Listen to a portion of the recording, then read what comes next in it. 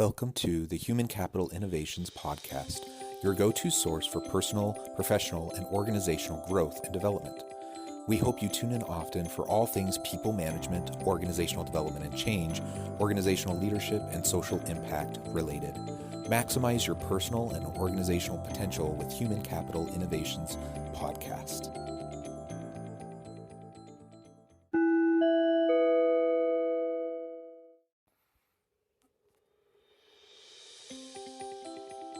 Welcome to the Human Capital Innovations Podcast. In this HBR Minute podcast episode, I explore the recent HBR video, What Does Just Be Yourself Really Look Like at Work?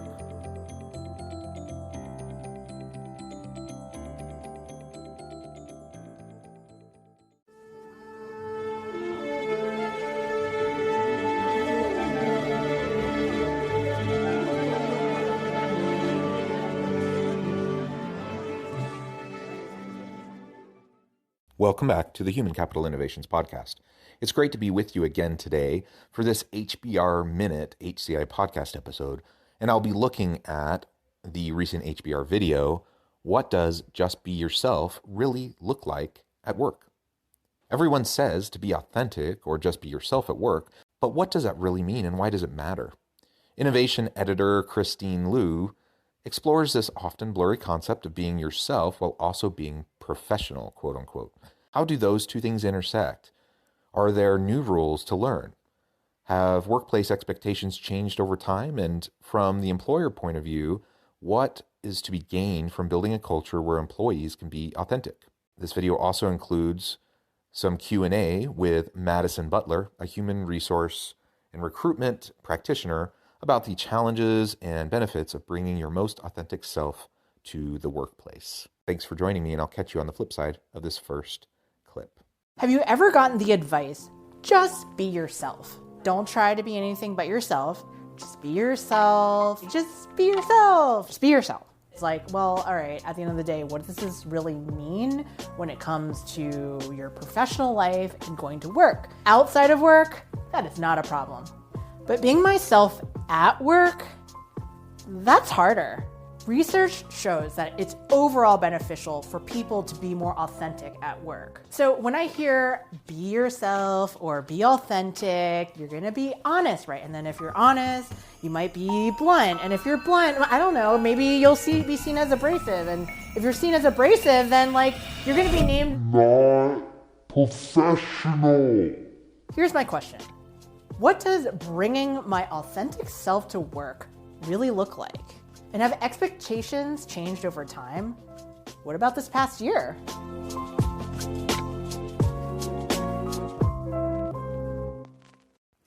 It's really a great question, and it's important for us to navigate within a given company culture what is actually meant if we hear those words, bring your authentic self to work, bring your whole self to work. The reality is, while many organizations may say those words, most organizations, in my experience, don't actually mean those words. And in fact, as she mentions, there's so much research that talks about the benefits of creating a safe culture where people can be their authentic self. And she'll go more into that throughout this video in the different segments that we'll be looking at together. But despite all of that evidence, despite all of the ROI and the benefits to an organization for creating that kind of a culture, it simply rubs up against the nature of norms and kind of collective similarities that organizations tend to thrive on and tend to try to reinforce, whether they're really thinking about it or not. And so when you really want to have an environment where people can be authentic, then that also means you can't be punishing them for being their authentic self. And if you just label everything unprofessional, that doesn't seem to fit with your company norms, then that's not creating a safe culture where people can be authentic at all, not even remotely. And so that's really the rub. That's the tension that she's exploring in this video that you'll have a chance to parse out with them and as I provide my own commentary today. Misconception is that if you 100% bring yourself to work, That's it. It's either like 0 or 100. There's nothing in between. When in actuality, it is 100% a personal choice. It's not like some all in or nothing. That's Madison Butler. She's the vice president of people and culture at a startup based in Austin, Texas. She specializes in workplace culture and in creating inclusive business environments. Madison, when you bring your authentic self to work, what does that really look like? How do you bring that? So obviously it's a little different now because we're not in the office, but I actually think the authenticity part is a lot deeper than about my blue hair or my tattoos. It's about being really honest with ourselves about everything else that's going on in our lives, whether it be COVID or George Floyd or you're going through a divorce. There's all of this other stuff that that happens every day, and it doesn't pay for us to ignore those things. I think there is this misconception that we get to work, we check our human sweater at the door, and we move on with life. And that's just not reality. And hopefully that is so blatantly obvious to everyone that that's not reality, that there's no way you can just separate your personal life from your work life. You can't just, as she says, take your human sweater off at the door. I mean, it's quite nonsensical of a notion to even think that that might be possible. Yet many organizations and many leaders expect exactly that. And even if they say, yes, we're inclusive, yes, we're a safe environment, bring your whole authentic self to the workplace, then in the next phrase, then they say, oh, but you need to dress this way. Oh, but your hair needs to be this way. Oh, you need to cover your tattoos. Oh, this, that, the other. And they have all these rules and social norms that restrict the free expression of that individual being their authentic self. And it's not just all of those physical characteristics and attributes like hair or tattoos or whatever. But again, like, can I emotionally show up to work and be myself and recognize that, yeah, things can be hard. Maybe I'm dealing with COVID health issues or economic challenges or family issues, divorce, whatever. Like, there's so many different things that we're all dealing with on a regular basis. And we need work to be a place where we can go, where we can have support in all aspects of our lives so we can do our best work. And if an employer feels like, oh, that's not our job, okay, I mean, you can say that, but you're not going to attract and retain the best people. And even if you do, you're certainly not going to get the most out of them, because the bottom line is those other aspects of our lives influence the way we work and our productivity and our innovation, and all of those things that do matter to the organization. So even if you don't have much of a soul, even if you can't see the human side of the value of it, at least see the ROI, see the impact, see the cost savings and the increased productivity that will come as you try to be supportive of your people and allow them to be their authentic self at work. So Madison, you feel so comfortable being your authentic self and sending that message to everyone. Was there ever a time like that this was hard for you, or this wasn't always the case? Oh God, totally. And I think, that it starts much earlier than corporate America. I think, even as we're growing up, we want to fit in, we want to have friends. I had this moment where I think, we probably have all dated the wrong person at some point in our lives. And I was a very different person for that person. And when I got out of that relationship, it was kind of like a promise that I made to myself that I wasn't going to do this again. But I hadn't made that commitment to myself at work yet. I remember the kind of turning point for me, though. I had an interview here in Austin, and they kind of ranted and raved about how much they loved me and how great I was, and they really wanted to bring me on. And then it was followed by like this big fat but.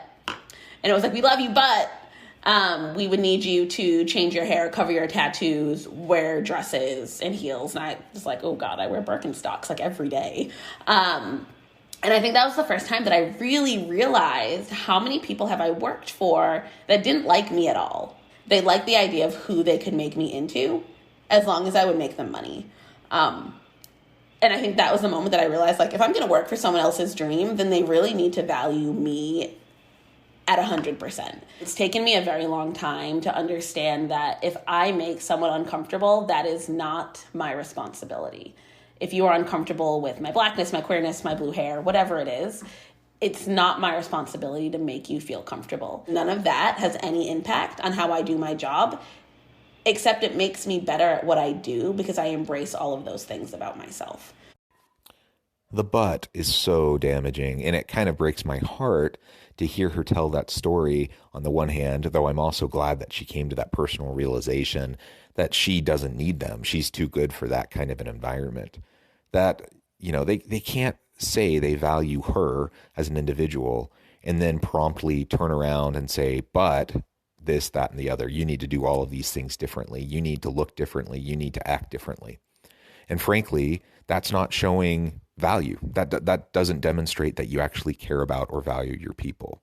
That shows that you care about and value the organization and the perpetuation of a certain image over your people, in fact.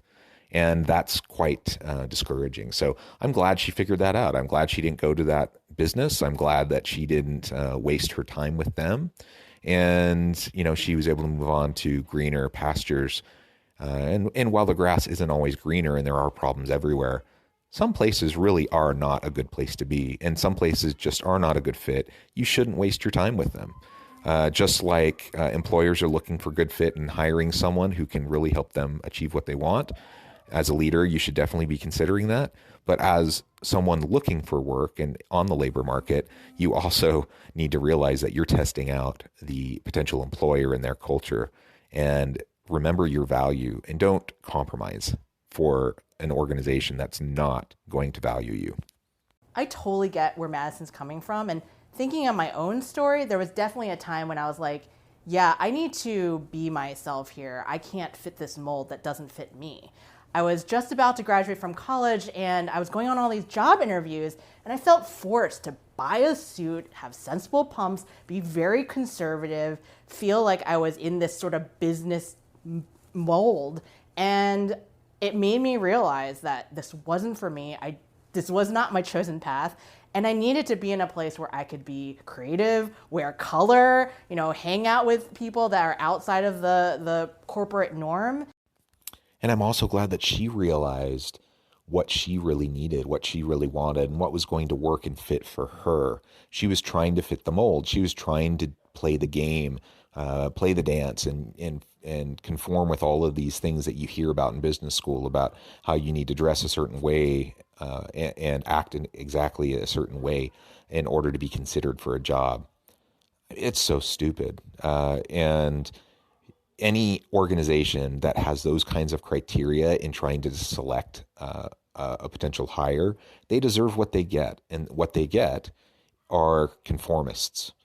And if that's what they want, great. They get a bunch of conformists who aren't going to be creative, who aren't going to push the envelope, and they're going to have to deal with the repercussions of that. On the other hand, if it doesn't actually matter, if they don't really need people to conform that strictly, then why in the world do we allow ourselves to be so biased towards those types of things when we're going through the hiring process? Why in the world would we care what kind of shoes someone is wearing when they're applying for a job? Why would we care if they're wearing a business suit or a skirt, or if they're wearing blue jeans in a sports jacket or whatever? I mean, certainly you need someone who can interact with customers or with clients. Sure, I get that. But really drill down, what do you need in terms of those conformity pieces? Most of the nonsense that organizations say they need, they don't need. And all it does is put undue restrictions on people, and it doesn't create a safe space for people to be their true, authentic self at work. Just labeling it as unprofessional dress doesn't make it so. It really just means that the organization is behind the times and doesn't really know what they're talking about when they're trying to have a positive organizational culture.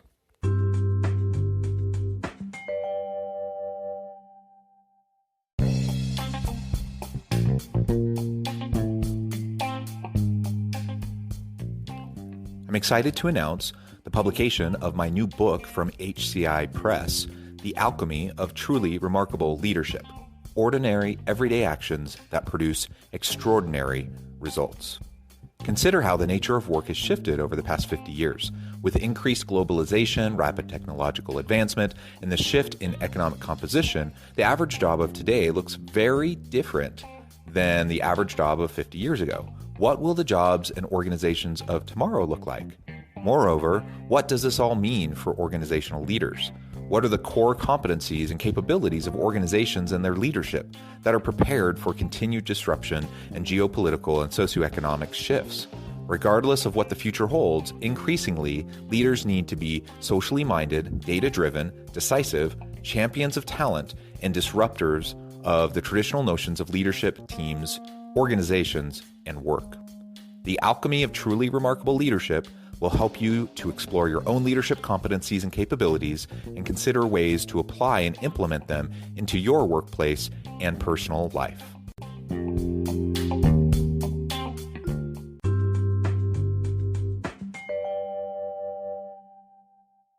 What is the proper way to approach the idea of bringing your authentic self, and what is like a sort of misnomer or misconception about it? When it comes to the things that you disclose at work or the things that you bring to work, that is 100% up to that person. There will be tons of people who, regardless, never want to talk about their family or their relationships at work, and they don't have to, and that's fine. But then there are other people who are completely fine talking about those things, and I think that's fine too. I really hate the word professional because, again, just like corporate America, the word professional was not intended for people who look like me. So that's really interesting. Essentially, it's about the employer giving people the autonomy and choice to bring as much as they want to work. So if I think about myself, I guess I'd put myself around, I bring maybe 50% of myself, freely to work. But what if you're not as lucky and you find yourself in a restrictive environment that doesn't really allow you to make that choice of how much you bring of yourself to work? I mean, what is the real cost there? The autonomy and choice to bring as much or as little of yourself into the workplace. It's a pretty darn simple concept, and I understand why individuals may not want to be out at work, for example, if they're part of the LGBT community, for example. I get that. I get why within a certain context you may not want to talk about your family. You may not want to talk about political leanings or those sorts of things. And if they choose not to, that's totally fine.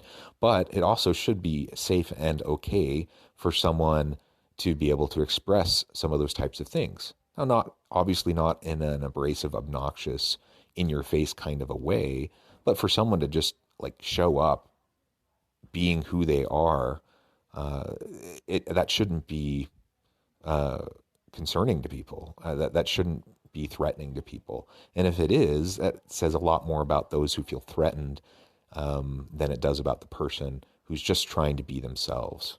It is so exhausting to be two people during the day. I worked with someone who I used to ask them, why don't you ever come to like company sponsored happy hours or events? And her response to me was, I go sit in my car every day at lunch just so I can breathe and like put my guard down for an hour, because it is so exhausting to be someone else for 8 hours a day that I just can't even fathom doing it after 5 p.m. And so when you get people who are in situations like that, you're spending so much of your energy making sure that you fit in, that you didn't come across a certain way, that it's impossible to be completely 100% great at what you're doing. When you empower people to be exactly who they're intending to be in the world, you get people who are more focused on what they're doing every day. If I'm not focused on the sound of my voice, I can really focus on what I'm saying. It is totally exhausting to try to be two different people, two different personas, your actual self at home, when you're with friends and family, outside of the workplace, and then you just put on this professional, quote unquote, facade while you're at work because that's how they expect you to act. It is exhausting, particularly for those who aren't extroverts. I mean, if you're an introvert and you're already having to put on this kind of mask in order to interact with people throughout the day, it's exhausting anyways. You add on top of that, like, I have to be different than who I actually am, and I have to watch everything I say and everything I do to make sure that I don't in some way send a negative signal to somebody because their understanding of what is acceptable is so limited in scope and scale that they're placing me into this box. If that's what you have to do, it is exhausting. And of course, that's going to diminish your productivity, your ability to work effectively in the workplace. Organizations should stamp that kind of nonsense out. Don't reinforce it in any way. And anytime you catch wind of it happening, you stamp it out. You get rid of that nonsense because it's only going to hurt the organization. And of course, it's going to hurt the individuals, and that should matter. So what if I'm an employer and look, this is going to be a cynical point of view, but hey, business is good. I don't want to rock the boat. And anyway, why should I let my employees bring their outside lives into the workplace? Human capital is the most expensive capital we all have. So it pays for us to take care of our human capital. Retention and costs a lot of money. It costs a lot of money to onboard people. For example, there is a company who I won't name. They're actually really big, but their onboarding process costs about $1 million per employee. So if you have someone who lasts about 18 months, have you actually gotten your return on investment? Probably not. So it actually pays to understand the humans in your building, regardless of what industry we're in or how many people we have. At the end of the day, we have people. And if you understand how they work and why they work and why things maybe aren't as streamlined as they were last week, you have a better chance of coaching them and leading them to be successful.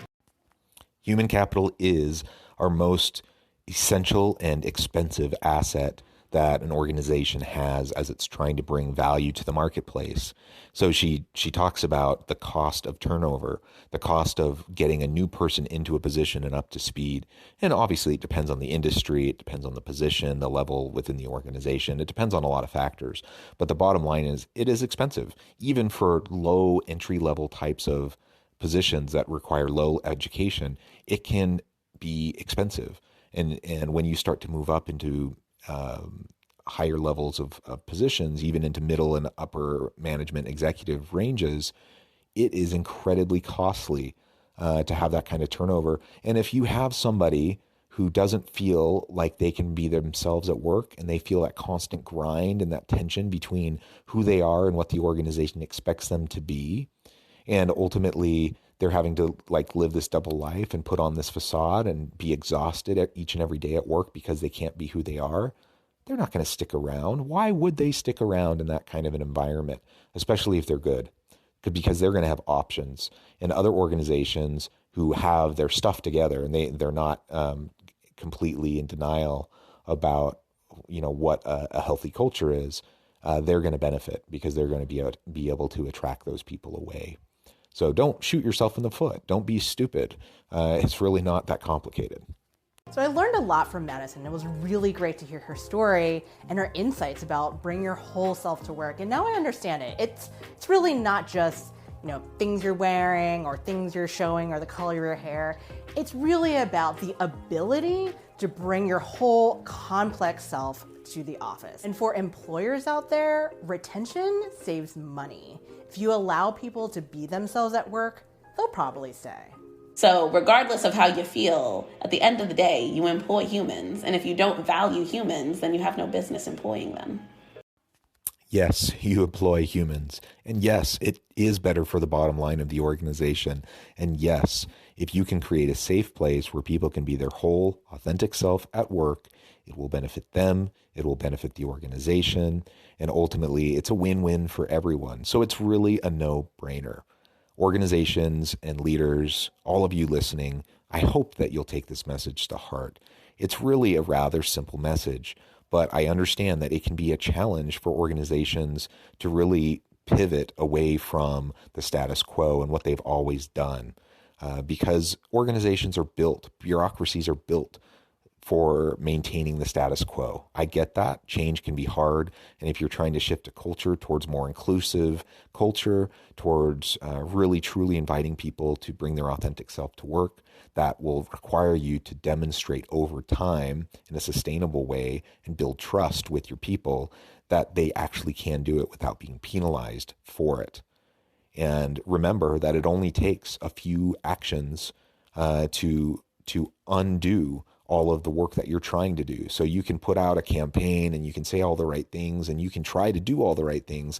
But as soon as you have that boss who penalizes somebody for showing up, with some aspect of themselves that the boss deems quote unquote unprofessional, word gets around, everyone realizes, oh, they don't actually mean it. I have to conform. Otherwise, I'm going to be penalized or I'm not going to get the promotion or whatever. And then and then it's all undone. So be real, be committed to this kind of an approach. And if you do, it will benefit everybody. As always, thank you for joining me for this episode of the Human Capital Innovations Podcast. I hope you stay healthy and safe, that you can find meaning and purpose at work each and every day. And I hope you all have a great week.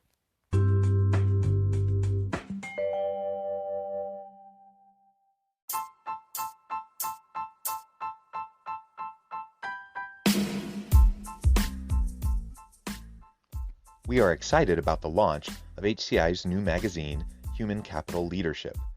Human Capital Leadership is a free, interactive e-magazine designed to help individuals, leaders, and organizations find innovative approaches to maximize their human capital potential. We will be publishing issues quarterly in August, November, February, and May. Check out the first issue and let us know what you think.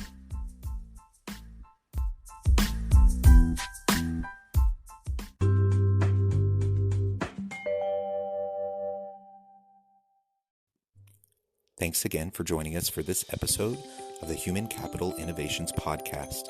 I hope you stay healthy and safe and that you have a great week.